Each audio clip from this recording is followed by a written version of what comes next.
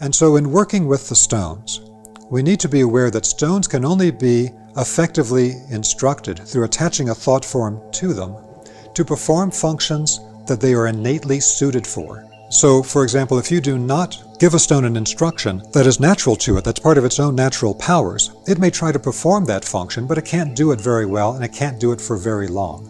So if I'm at Bike Week in Daytona Beach, Florida, and I want somebody to guard the door against one biker gang coming in and mixing it up with another biker gang in the biker bar. If I get a 4-year-old child and put them at the door and say, okay, keep all of those people out of this place, they're not going to be able to perform that function. But I can get my 300-pound Samoan friend, and he can probably guard the door. It's the same thing with the stones. Stones have inherent strengths, inherent abilities. You've got to give it a particular function that is something that is part of its natural, innate powers, because all stones have particular powers that we can activate. Now, this is why it's so important for us to be able to understand what the innate powers are within each stone. And as we get deeper into this course, I'm going to be describing the innate powers of many stones from multiple perspectives. The ultimate thing is for you to be able to find these things out for yourself through using vibrational radiesthesia, so that you're opening up your own sensorium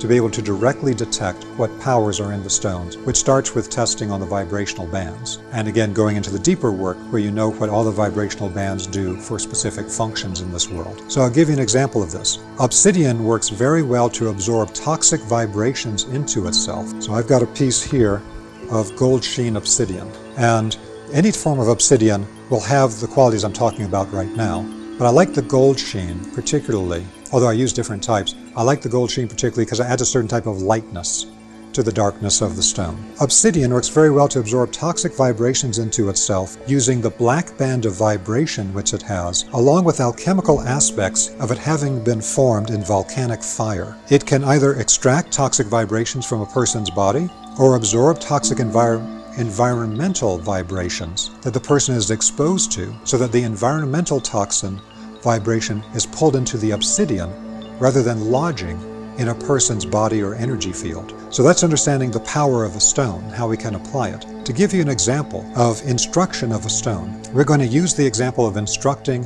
an obsidian stone that's going to be worn in the body in the form of a pendant. So if you have an obsidian pendant, please do the practice along with me. If you do not have an obsidian pendant, then learn what we're teaching here, and you can then modify the instruction for what would be appropriate for a particular stone that you will use or you will wear. But what we're going to talk about now is how we create the structure of this type of instruction. Full-length instruction that I have written for you in detail in your manual is a modified form of a method used in pranic healing and developed by Master Choa Koksui in pranic healing. I've made a few modifications to it. Now note that these types of instructions are very specific for the stone, because if you give too general a description of what needs to be done, it can lead to problems. Just like if you were to tell a person to do a certain thing and you did it too quickly without enough details, they might follow the letter of what you're saying, but it'd be completely different than the spirit of what you're saying. And you could end up with some effect that's exactly opposite what you were hoping for. You have to be very specific in the way that you construct these instructional thought forms. So in the way it was given out by Master Choa in pranic healing, and the way it tends to be approached today in modern society, is that the instruction is in a verbal form. It's either as words in the mind that are then projected into the stone, or in the actual saying of the words into the stone, as if you're talking to someone. Now I'm going to start with this as well. I don't think this is the most effective method. In fact, I know it's not. But why do we start with it then? Because we start where people are, and where we are in this society is in word-based thinking. Anyone who has undertaken higher-level meditations, who has undertaken higher-level consciousness work, who has actually experienced higher states of consciousness, know that the level of word-based thinking, thinking in words in the mind, with the intellect, is a very powerful method, but it's a low method of the powers of the mind. Above it are the ability to think in animated pictures, the ability to think in sounds, the ability to think in absolute union with the other thing that you are in connection with. But we're going to start where we are in our current culture by forming intellectually the exact instructions needed in a word form. And then we'll talk about, for people who are ready for it, moving that into more advanced forms with images, sounds, etc. So what I recommend is for the stone that you're going to work with is that you hold it between the palms of the two hands as you project the instructions into it through the energy centers of the palms. If it's a very large stone, you could just put a hand against it or something of that kind. It can also work without even touching the stone. But usually when people start with this work,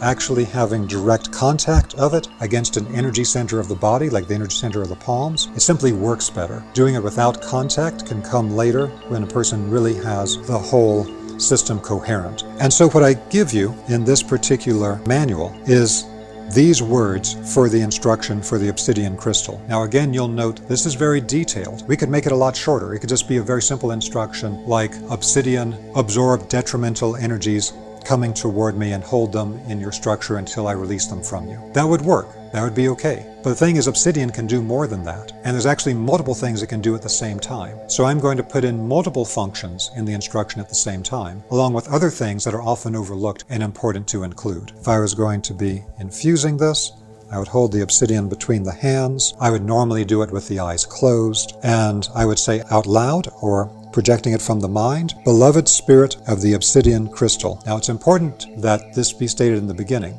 Again, love is the essence of this. So to call it beloved in the beginning, to make that the first word, is something of great significance. Now we detail this in much more in the How to Use Crystals and Gemstones class, but I'm just touching on a few things here. So again, starting with the instruction, beloved spirit of the obsidian crystal, please repel or absorb all detrimental energies, entities, and thought forms which attempt to enter into my energy field from the outside. For those which you are not able to repel and which you absorb instead, to prevent them from lodging into my body and energy field, hold these detrimental energies locked within your structure until I come to clear them from you. With your additional capacity for absorption, please extract existing detrimental energies, entities, and thought forms out of my body and energy field, which are presently lodged there, and hold these extracted detrimentals locked within your structure until I come to clear them. No one but myself may change or end this instruction. Thank you for your service. I love you. Amen. You can use that complete series to give all the necessary instructions to the stone, but that's a very long thing to go through.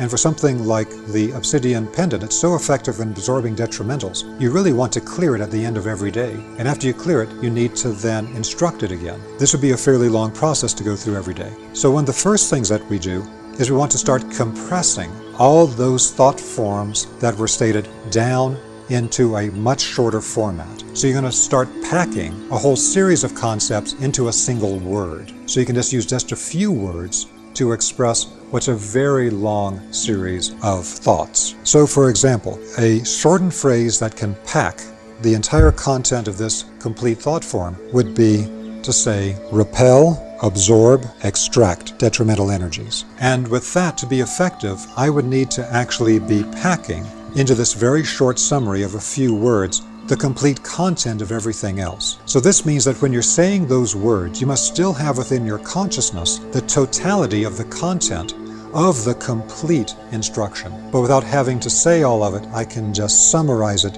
into words, but in my consciousness, I have the entire thought form, but just expressing it with one-word summaries of key parts of it. The key things that I'm asking the stone to do is to repel and to absorb and to extract these detrimental energies, which obsidian is excellent at.